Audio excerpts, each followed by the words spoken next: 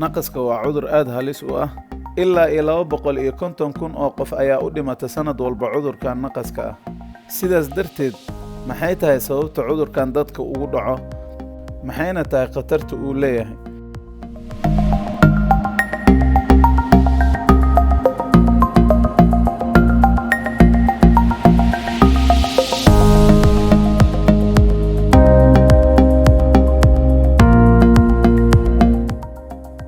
السلام عليكم ورحمة الله وبركاته. كسو دوادا جنالك دكتور أحمد يوسف كتخصصي عذرات جود نف مرينكا أما عذرات كدع فيره.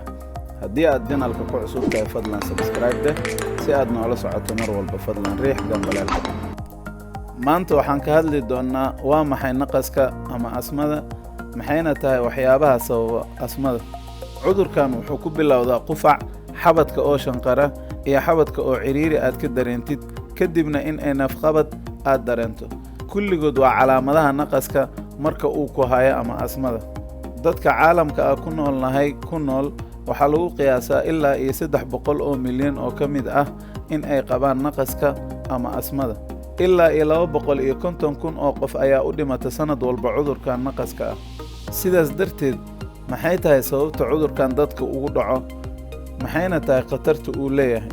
naqaska waa cudur ku dhaca neef mareenka, weliba tubooyinka hawada qaada, kuwooda yaryar iyo kuwooda waaweyn. Tubooyinka hawada qaada waxay ka kooban yihiin xuubab kala duwan iyo muruq. Dadka qaba naqaska waxaa tubooyinkooda hawo mareenka ku dhaco caabuq. Caabuqaas waxaa jira waxyaabo badan oo laga helo deegaanada aan ku noolnahay oo sababi kara qofkii in uu ku rido naqaska. Waxaa ka mid ah waxyaabahaas naqaska qofka ku kiciya: sigaarka, xasaasiyadda, busta, waxyaabaha carfayo, aalmiitada xoogga leh ama aalmiitada badan, cimilada ama hawada qabow, iyo caabuqyada kala duwan ee ku dhaca sanbabka. Dadka qaba naqaska haddii ay sameeyaan mid ka mid ah waxyaabaha ku kicinaya naqaska, aad ayay ugu dhagaysaa neefta. Sidee waxyaabahan maalin walba aan la kulmi karno naqaska noogu kiciyaan? Marka ay jirkaaga soo gasho mid ka mid ah waxyaabaha naqaska qofka ku kiciya sida xasaasiyadda, waxay sababaysaa murqaha ku jira tubooyinka hawo mareenka in ay ururaan ama contraction uu ku dhaco. Waxayna xasaasiyadda markaas ay ku sababaysaa hawo mareenka in uu ku dhasho caabuq, taasoo dhalinaysa in hawo mareenka uu bararo, mareenkii hawadana uu ciriiri u noqdo.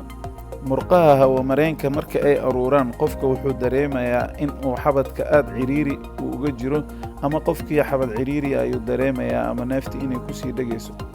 hawo mareenka marka uu ciriiri noqdo waxaa ka buuxsamaya xab aad u fara badan, sidaas darteedna waxay sababaysaa qufac aad u fara badan. intaas markay dhacdo, qofku wuxuu dareemayaa in ay hawada ku yar tahay. qofka marka uu naqaska ku dhagan yahay, caabuqa dartiisu way ku adag tahay in uu hawada si fudud iskaga soo saaro. sidaas darteed waxaa dhacaysa in qofka sanbabkiisa hawo badan ay ku harto, taasoo sababaysa in jirka uu si xooggan u sii shaqeeyo, iskuna dayo in neefta uu si adag isaga soo saaro, wayna ku adkaanaysaa. nasiib dara, haddii uu caabuqa naqaska uu sii jiro, waxaa sii yaraanaya oksijiinka uu korka heli lahaa. mararka qaar haddii naqaska si degdeg ah aan loo daaweynin, jirka ma xamili karo, waxayna keenaysaa qofka in oksijiin la'aan uu u dhinto. marka sidee xaaladan dhibka iyo halista badan looga badbaadi karaa? waxaa ugu horeeya in laga hortago waxyaabaha qofka ku kicinaya naqaska.